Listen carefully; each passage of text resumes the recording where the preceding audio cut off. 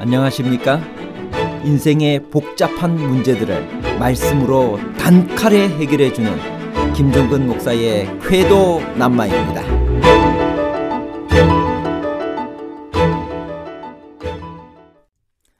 유대인을 위해 고레스가 귀한 영을 내린 것은 우연의 결과인가요? 아니면 다니엘로부터 바벨론 70년 포로에 대한 예언을 들었기 때문인가요? 우연의 결과와 예언 확인에 관한 복잡한 문제를 하나님 말씀의 가르침으로 명쾌하게 해결해 드리겠습니다. 예루살렘 귀한 영을 내린 고레스는 누구이며 어떻게 유다인들을 위한 귀한 영을 내릴 생각을 하게 되었을까요? 에스라 1장 1절에서 4절입니다. 바사왕 고레스 원년에 여호와께서 에레미야의 입을 통하여 하신 말씀을 이루게 하시려고 바사왕 고레스의 마음을 감동시키심에 그가 온 나라에 공포도 하고 조서도 내려 이르되, 바사왕 고레스는 말하노니 하늘의 하나님 여호와께서 세상 모든 나라를 내게 주셨고 나에게 명령하사 유다 예루살렘의 성전을 건축하라 하셨나니 이스라엘의 하나님은 참 신이시라. 너희 중에 그의 백성된 자는 다 유다 예루살렘으로 올라가서 이스라엘의 하나님 여호와의 성전을 건축하라. 그는 예루살렘에 계신 하나님이시라. 그 남아있는 백성이 어느 곳에 머물러 살든지 그곳 사람들이 마땅히 은과 금과 그 밖의 물건과 짐승으로 도와주고 그 외에도 예루살렘에 세울 하나님의 성전을 위하여 예물을 기쁘게 드릴지니라 하였더라. 1879년 바벨론 유적에서 가로 10cm, 세로 23cm 크기의 원통 모양의 진흙 토기가 발견되었습니다. 1920년 쇠기 문자가 해독되자 놀라운 내용이 드러났습니다. 페르시아 왕 고레스가 남긴 것으로 전반부는 바벨론 정복에 관한 것이고 후반부는 고레스 칙령에 관한 것이었습니다. 이것이 바로 저 유명한 고레스 실린더입니다. 그 내용의 일부는 다음과 같습니다. 마르둑은 모든 나라를 돌아보고 점검하며 그가 택할 의로운 왕을 찾아다녔다. 그는 안산의 왕 고레스를 자신의 손아래 두었고 자신의 이름으로 그를 불러 전 세계의 통치자로 선언하였다. 자기 백성을 돌보는 위대한 주 마르둑은 그 고레스의 선한 행위와 진실한 마음을 기쁘게 보아 바벨론으로 나아가라고 명하였다. 나는 고레스, 우주의 왕, 위대한 왕, 능력의 왕, 바벨론의 왕, 수메르와 아카드의 왕, 전 세계 사방의 왕. 나는 그들을 그들의 안식처로 돌려보냈으며 그들을 위하여 영구적인 성소들을 지어주었다. 이곳에 주민들을 모아 저들의 거주지로 귀환시켰다. 나는 제국에 속한 여러 나라들의 전통과 관습과 종교를 존중할 것임을 선언하는 바이다. 이 실린더의 내용 중 종교에 관한 부분은 고대의 제국의 통치자가 했다고는 믿을 수 없을 만큼 종교적인 자유를 허용하는 내용입니다. 그래서 이 실린더는 종종 최초의 인권 선언이라고 불립니다. 여하튼 이 실린더는 에스라 1장에 기록된 고레스의 예루살렘 귀환령의 역사적 배경을 너무나 분명하게 설명해 줍니다. 귀환과 성소 건축과 관련하여 이 실린더에 나타난 표현들은 신의 이름을 제외하고는 에스라 1장의 묘사들과 매우 유사합니다. 이 실린더는 고레스가 지배 국가의 종교를 허용하는 포용 정책을 펴는 군주였음을 밝혀줍니다. 에스라 1장에 기록된 고레스 조서의 첫 문장은 하늘의 하나님 여호와께서 세상 모든 나라를 내게 주셨고 나에게 명령하사 유다 예루살렘의 성전을 건축하라 하셨나니 이스라엘의 하나님은 참 신이시라입니다. 얼핏 이 말은 고레스가 이스라엘의 하나님 여호와께서 참 신이라고 인정하며 고백하는 것처럼 보입니다. 그러나 그것이 아닙니다. 고레스 실린더에 나타난 것처럼 그가 섬기던 신은 말둑이었습니다. 그 외에 벨과 느보를 섬겼습니다. 그러므로 이 표현은 고레스가 이스라엘의 하나님을 자기의 하나님으로 받아들이고 믿었기 때문에 한 것이 아닙니다.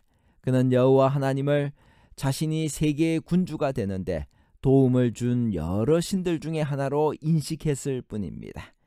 유일한 참 하나님이라는 뜻이 아니라 그저 이스라엘 민족이 섬기는 신을 인정해주는 표현입니다.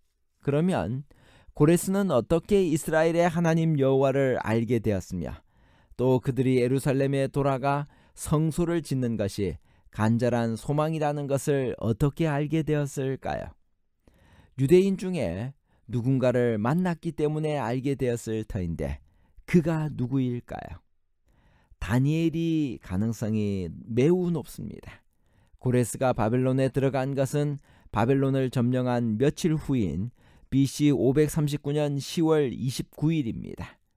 그렇게 바벨론에 입성한 고레스는 바벨론이 멸망하던 날 밤에 있었던 매우 인상 깊은 사건, 곧 왕궁의 벽에 글씨가 나타난 사건에 대해 보고를 받았을 것입니다.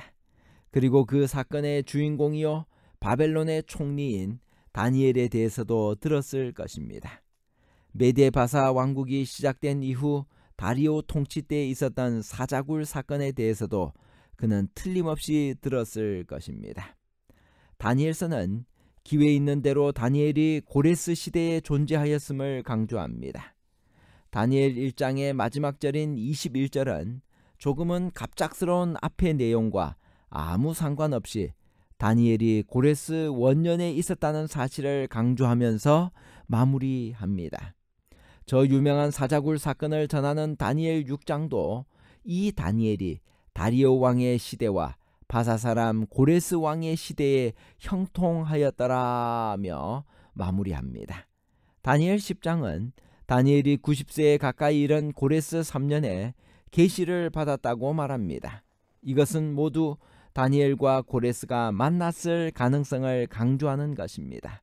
특별히 고레스 원년을 강조하는 다니엘 1장 21절은 다니엘이 바벨론 포로 70년에 관한 에레미야의 예언이 이루어지는 일과 관련이 있음을 암시하는 것입니다. 한마디로 고레스가 다니엘을 만났음에 틀림이 없습니다. 여기서 잠깐 상상을 해봅시다. 고레스가 다니엘을 불렀습니다. 그때 다니엘이 고레스를 만나기 위해 무엇을 준비하였고 무슨 이야기를 했을까요? 틀림없이 이사야 두루마리일 것입니다. 다니엘은 이사야 두루마기를 펴고 이사야 44장과 45장에 기록된 고레스에 관한 다음의 예언을 읽어주었을 것입니다. 이사야 44장 28절 고레스에 대하여는 이러기를 내 목자라 그가 나의 모든 기쁨을 성취하리라. 자기에 관한 예언의 기록을 들은 고레스는 얼마나 깊은 인상을 받았을까요?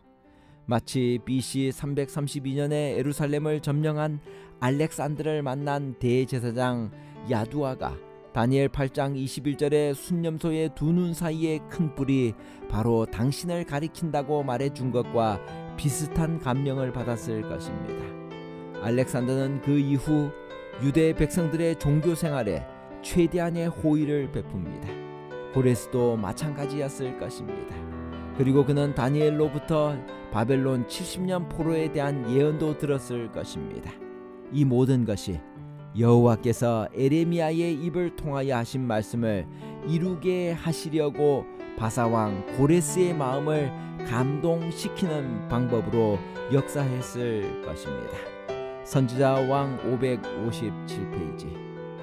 하나님은 다니엘이 사자굴에서 구원받은 사실이 고레스 대왕의 마음에 좋은 인상을 주도록 하셨다. 그리고 이제 하나님께서 예루살렘에 있는 당신의 성전을 재건하게 하시리라고 말씀하신 바로 그때 하나님께서는 고레스로 하여금 다니엘이 잘 알고 있었던 자기 자신에 관한 예언들을 깨닫고 그의 대리자로서 유다 백성에게 자유를 허락하도록 그를 감동시키셨다. 결론입니다. 첫째, 유대인들을 위해 고레스가 귀한 영을 내린 것은 우연의 결과가 아니라 다니엘로부터 바벨론 70년 포로에 대한 예언을 들었기 때문입니다.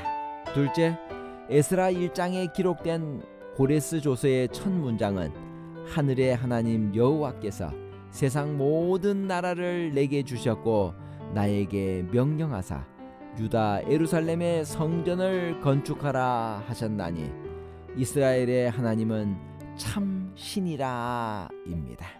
셋째, 고레스가 이스라엘의 하나님 여호와를 알게 되고 그들이 예루살렘에 돌아가 성소를 짓는 것이 간절한 소망이라는 것을 알게 된 것은 다니엘을 만났기 때문입니다. 감사합니다.